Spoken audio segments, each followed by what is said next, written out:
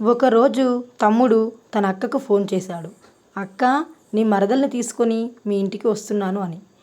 అందుకు సంతోషంతో పొంగిపోయిన అక్క వంటగది అంతా వెతికింది, వారి కోసం ప్రత్యేకంగా ఏదైనా వండాలి అని. కానీ పేదరికంలో ఆమె ఓడిపోయింది. ఏమీ కనిపించలేదు. రెండు ఆరెంజ్ పళ్ళు కనిపించాయి. వాటితో 2 గ్లాసుల జ్యూస్ తయారు చేసి ఇద్దరి కోసం సిద్ధంగా ఉంచింది. ఇంతలో బెల్ మోగింది. తమ్ముడు వచ్చేశాడని పరిగెత్తుకుంటూ వెళ్ళి తలుపు తీసింది. ఎదురుగా తమ్ముడు, మరదలు తల్లి కూడా రావడంతో క్షణం ఆలోచనలో పడింది. అయిన వారిని ఆనందంగా ఆహ్వానించి కూర్చోబెట్టింది. వంటగదిలోకి వెళ్ళింది. 2 గ్లాసుల్లో జ్యూస్ తీసుకొని 1 గ్లాసులో నీళ్లు తెచ్చింది. మరదలు ముందు, ఆమె తల్లి ముందు ఆరెంజ్ జ్యూస్ ఉంచింది. తమ్ముడు ముందు మాత్రం నీళ్ల గ్లాసు ఉంచింది.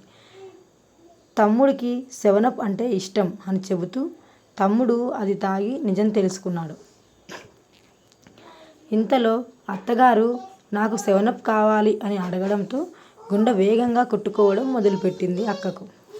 అక్క, నువ్వు కూర్చో, నేను తెస్తానని చెప్పి వంటింట్లోకి వెళ్ళి 1 గ్లాస్ కింద పడేశాడు.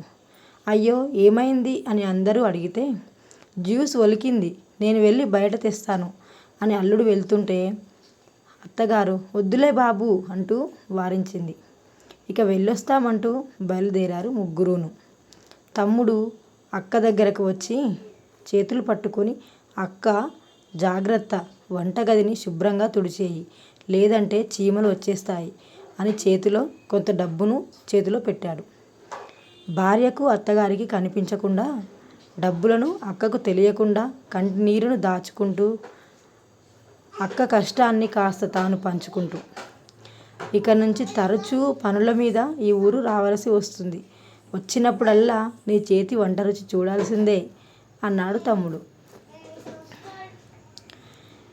భవిష్యత్తులో చేయవలసిన వాటికి బీజం వేస్తూ ఆలోచించుకుంటూ, సోదరులంటే ఇలా ఉండాలి కదా, బంధం అనే కాదు, కష్టాల్లో ఉన్నవారికి మన వల్ల చేతనైన సాయం అందించి వారిని కష్టాల నుంచి బయటపడే సహాయం ప్రయత్నం చేయాలి.